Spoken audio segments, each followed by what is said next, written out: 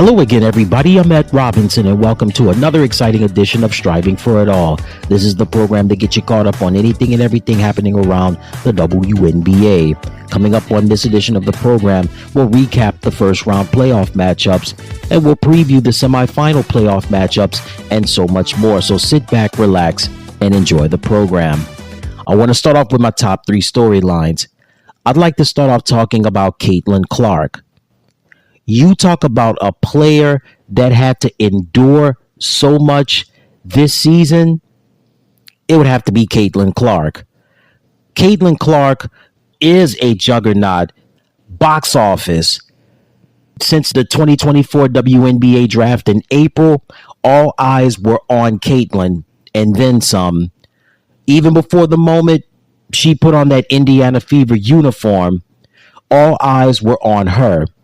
And from the moment she graced the stage in Brooklyn at the WNBA draft this year, box office numbers, the WNBA draft this year, it set records in TV ratings. It also set records in attendance for people that attended at the Brooklyn Academy of Music. And this was just the start of what was to come. Every game that Caitlin and the Indiana Fever played in, it set TV records, it set ratings records, and it set attendance records. Caitlin Clark is box office. She was box office during her time at the University of Iowa, and she is box office coming into the WNBA.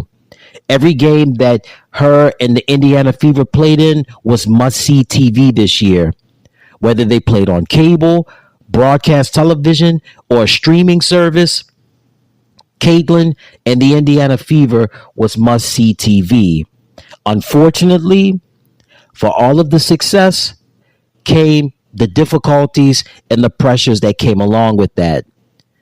I hate to say it, a lot of the people in the WNBA, players, former players, some teammates, and even her contemporaries were not welcoming of Caitlin this entire season. But let's face it, here's a league that had been in existence for 27 years, never made a profit. They would lose approximately $10 to $12 million a year, and the NBA would always pay off its expenses. And not to mention having little to no visibility at all. Marketing, terrible. Business model, terrible.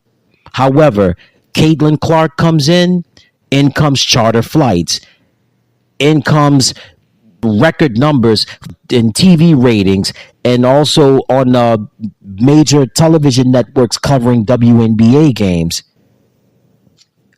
All of that to say, despite the Caitlin effect, still the haters, still the backbiters, still the naysayers, former players, not saying any names, even some broadcast networks, even some analysts throwing shade at Caitlin. Totally unfair. Totally unfair. And again, here's a league that's been in existence for 27 years, never a sustainable business model. Yet, here comes the golden goose, and yet they've been very resistant of her since the WNBA draft back in April. And then on top of that, this year wasn't an Olympic year. Caitlin did not make the Olympic team. I really felt, and some people feel, this was an opportunity for not just the WNBA to grow, but women's basketball to grow on a global level. Caitlin left off the team. Unfortunate. The United States women's Olympic basketball team, they won the gold medal. They beat France. It was a competitive game, but the U.S. barely beat France. But before the Olympics, we were treated to one heck of an all-star game.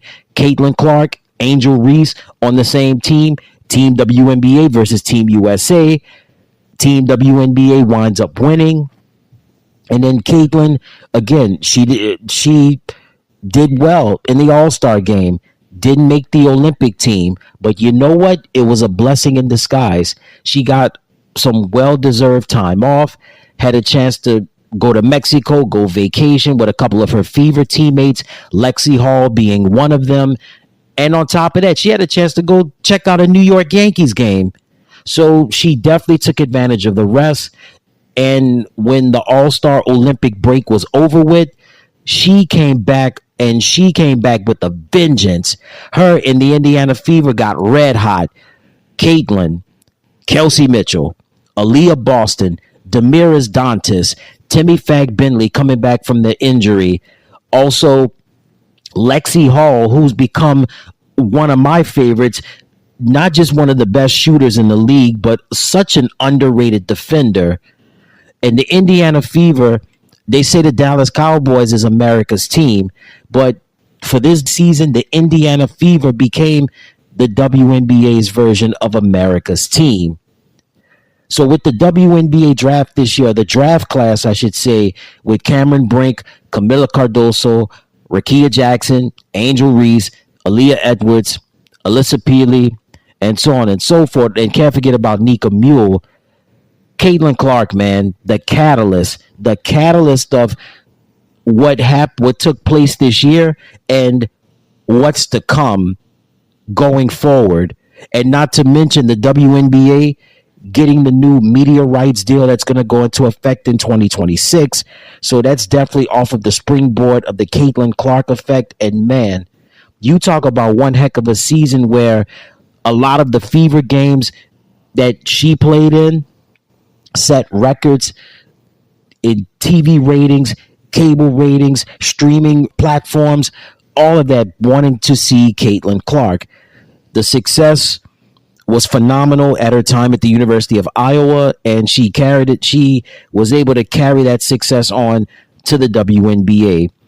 And again, Caitlin and her team, the Fever, eliminated from the playoffs, but man, what a season. And I'm so looking forward to what's going to happen next season for Caitlin as well as the Indiana Fever, which I'll get more into detail in just a little bit. But this rookie season was one for the ages. And again, the WNBA has had some great players that have played for in that league. Candace Parker, Sue Bird, Diana Taurasi, oh my gosh, Lauren Jackson, and so on and so forth. Just to name a few, Cynthia Cooper, but Caitlin Clark, Amaya Moore, Simone Augustus, Tamika Catchings, Sylvia Fowles, so on and so forth. But Caitlin Clark is just a special talent, and she's the golden goose that could propel the WNBA to a stratosphere if they can just get out of their own way and fix some things and make it a sustainable business model. This thing can soar to new heights. Overall, Caitlin Clark, what a monumental rookie season, and I just cannot wait to see what's going to happen in year two with Caitlin Clark and her team, the Indiana Fever. My next storyline is going to be Teresa Weatherspoon. Teresa Weatherspoon, if you followed women's basketball in the WNBA, one of the premier, not just point guards, but one of the premier floor generals and one of the premier players at the beginning of the I guess you could say the golden era between 96, 2002. Weatherspoon was the vocal leader, the point guard for the New York Liberty. You know about her pedigree. Solid seasons with them. After that, transitioning over to the college ranks, college coaching career, moving over to the NBA, was an assistant with the New Orleans Pelicans. Pelicans released her after several seasons with them. In October, becomes the new head coach of the Chicago Sky. Well, guess what? After failing to make the playoffs, she was let go from her duties as head coach of the team after one season. There's a lot to take at stake with this, with Coach Weatherspoon being let go after one season with the Sky.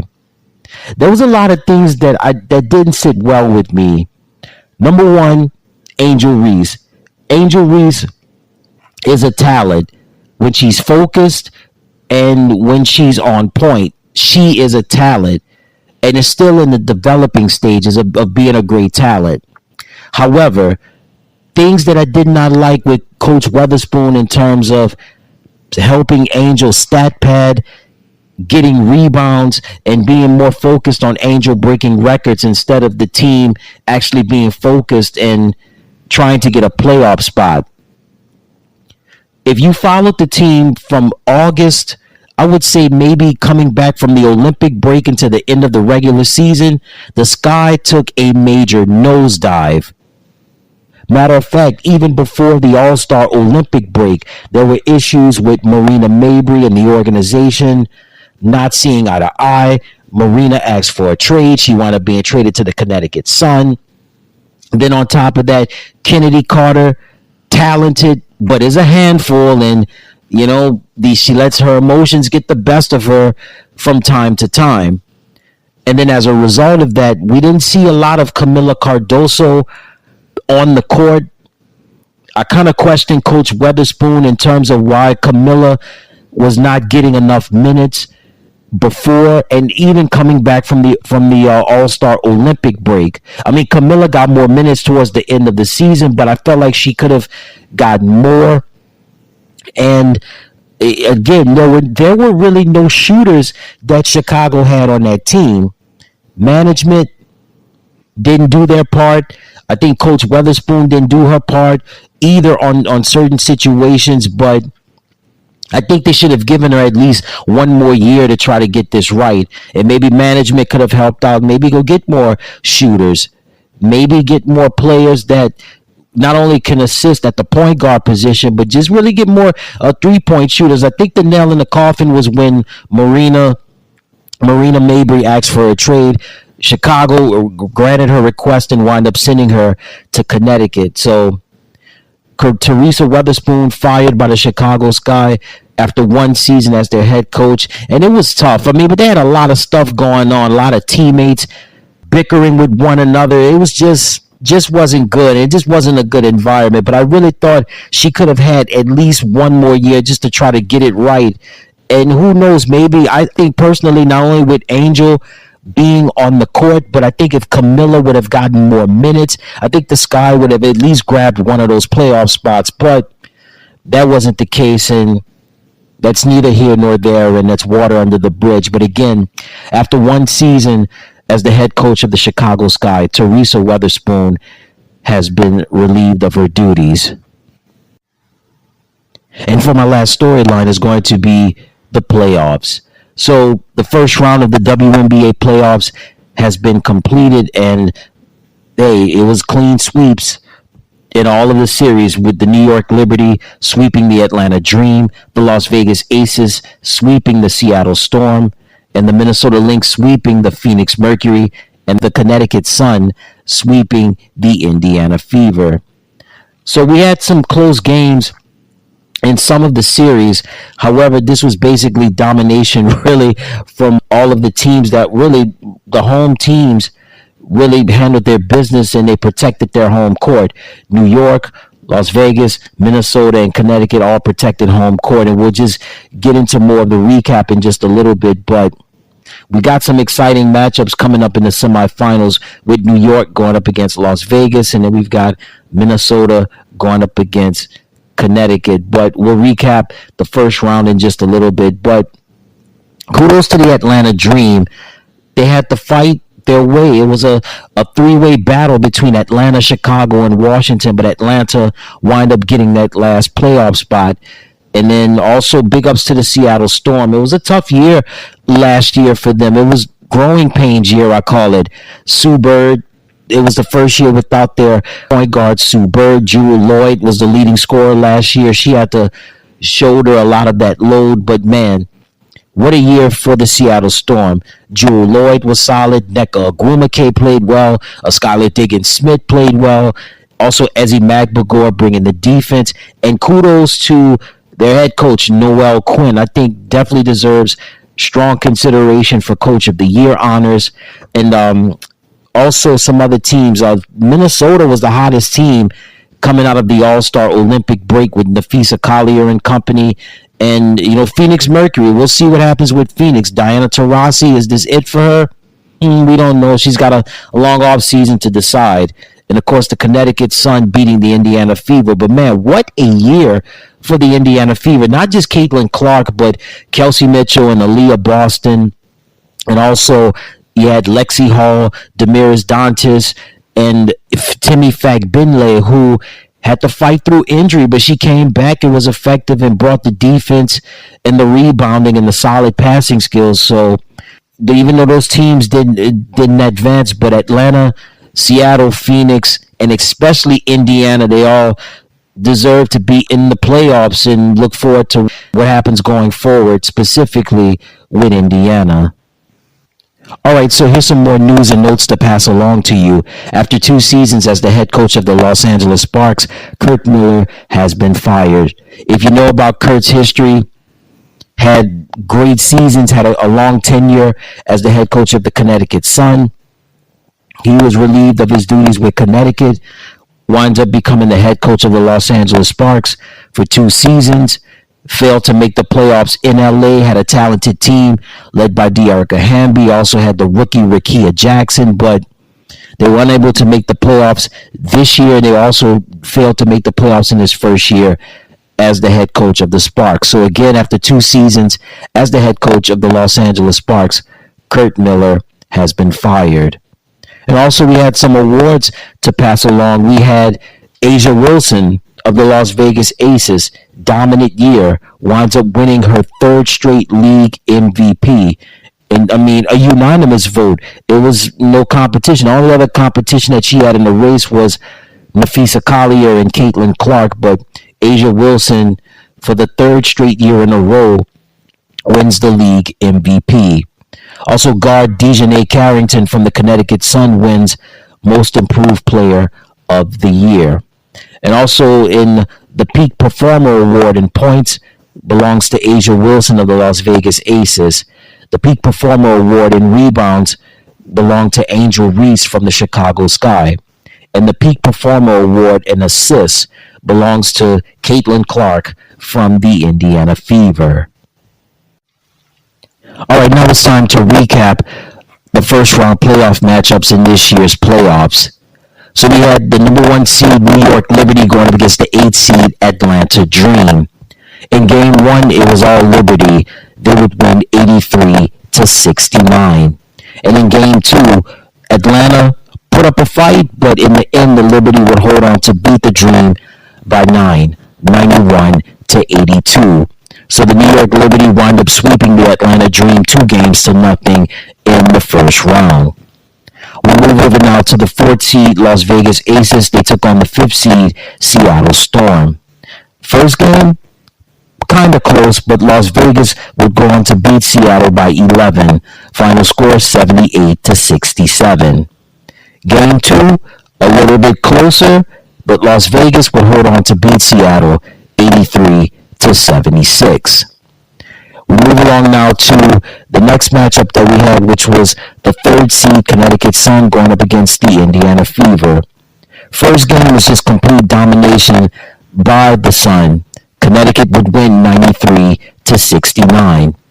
Game 2, a little bit closer, but Connecticut would hold on to win 87-81. So Connecticut would sweep Indiana 2-0. And then we had the 2nd seed Minnesota Lynx going up against the 7th seed Phoenix Mercury. First game, pretty close, but Minnesota would hold on to win 102-95. And then in game 2 of the series, it was all Minnesota. The Lynx would go on to beat the Mercury 101-88. So kind of some takeaways that I wanted to pass along from the first round series. First off, the domination of the New York Liberty. Players just solid from point A to point B. Breanna Stewart, Sabrina Ionescu, Jonquel Jones, Betnijah Laney Hamilton, also Leonie Fubich, Courtney Vandersloot. New York has just been consistent all season long. And another takeaway is the Las Vegas Aces. I mean, Las Vegas, they had a rough time coming back from the Olympic break. People counted out the defending champions, but A'ja Wilson really the mainstay and the consistency all season long for Las Vegas. And her continued play continued to shine bright in the win in the series over Seattle. Not just with Asia Wilson, but Chelsea Gray. We started to see flashes of old Chelsea. And then also, too, Kelsey Plum. Kelsey was very effective in the series win over Seattle. The Minnesota Lynx in the Phoenix Mercury series. Minnesota consistency continues with Nafisa Collier, who is an MVP candidate this year. And what does the future hold for the Phoenix Mercury? Diana Taurasi, will she come back one more year? What's going to happen with her? We don't know. But I know right now what we do know is that we have Natasha Cloud is still the point guard. Sophie Cunningham's going to be there, so we shall see what happens going forward with Phoenix. I have a lot of questions in the offseason. In the Indiana Fever, you talk about a blockbuster of a year, not just with Caitlin Clark, but coming back from it. We're actually towards the end, actually before the All-Star Olympic break, and then coming back from the break. The Fever, I mean, they did a 180 in a good way. Not just Caitlin, but Kelsey Mitchell, Aaliyah Boston and company. They really elevated their game to a whole new level, setting TV records along the way in ratings, cable, network television, and on the streaming services. The Indiana Fever, no matter where they played, whether home or away, must-see TV, and they set the league on fire this year. And I'm so excited to see what's going to happen next season going forward, not just with Caitlin, but with the rest of the team as well. I'm kind of curious to find out what's going to happen with Christy Sides. Will Coach Sides come back one more year? I think they're going to bring her back one more year just because of that turnaround that she had. Just because of that turnaround that the Fever had. And, before the break, there were some people, including myself, that were calling for her to be let go. A lot of people were calling for her to be let go, but once they started building momentum before the break and then coming back from the break, and they got on a hot streak and wind up making the playoffs, the sentiment changed a little bit. It's going to be an interesting offseason, not just dealing with a lot of the players. Also, Kelsey Mitchell is a free agent. Her future is uncertain in Indiana. So we shall see. But right now, man, the Fever, this was a season for the record books, man. I'm so excited to see what's going to happen next year in Indiana.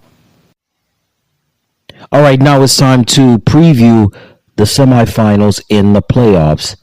Let's start off with the number 1 seed, New York Liberty, going up against the 4th seed, Las Vegas Aces. This is a rematch of last year's WNBA Finals, and certainly a lot of people are looking forward to this one between the Liberty and the Aces. These two teams met 3 times during the regular season. The Liberty wound up winning all 3 games. Las Vegas, they had to dig deep, and they got on a streak towards the end of the regular season to maintain that 4th seed in the playoffs. But the Liberty all season long, they were just solid from start to finish. Every position player was great. Brianna Stewart, Jonquel Jones, Betnijah Laney Hamilton, Sabrina Ionescu. They were just great from start to finish all season long. Sandy Brondello definitely deserves consideration for Coach of the Year honors. Liberty, it just seemed that they never got laxed. It just seemed that they never missed a beat from the shooting to the rebounding to the defense. Everything was just so on point. And they have a lot of skilled players at their respective positions. But the Aces, they're the defending champions, and it's going to be a dogfight. And they're not going to lay down. They're not going to lay down easily. Now, they're going to hand it to the Liberty. But I know the Liberty, not only do they have the size, but they've got the skill to make key buckets and to make key shots. So I think this is going to go all 5 games. But I'm going to go with New York on this one. I like the Liberty. Sabrina is just on fire right now, and Brianna hasn't missed a beat. And I think those two, along with the supporting cast of the Liberty, are going to carry this series and going to beat Las Vegas. And I like them in 5 games. And the other semifinal matchup is going to be the Minnesota Lynx, the number 2 seed, going up against the Connecticut Sun. For Connecticut, Alyssa Thomas, Dewana Bonner, Dejanay Carrington and company.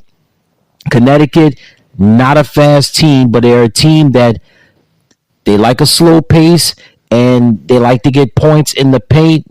And they've got a shooter with Marina Mabry, which gives them an edge. But Minnesota is so skilled, man. Nafisa Collier just been great all season long. Also, you've got Bridget Carlton, Kayla McBride. Both of those ladies are walking buckets. Minnesota was the hottest team since the All-Star Olympic break. They were just blazing saddles. We talked about New York being consistent all season long. Well, Minnesota got consistent, especially at the right time, right after the break. So Connecticut, I think Connecticut is going to put up a dogfight in this series, but I think Minnesota has way too many shooters, way too much offense, and I like Minnesota to win the series in 4. So I like New York in 5, and I like Minnesota in 4 games. And in the championship, it'll be the New York Liberty going up against the Minnesota Lynx. And that's going to do it for this edition of the program. Until next time, everybody, I'm Ed Robinson. So long, and you take care.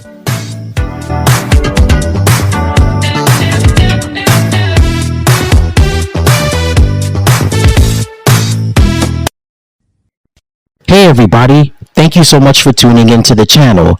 Remember to click like, share, and subscribe, and thank you for watching.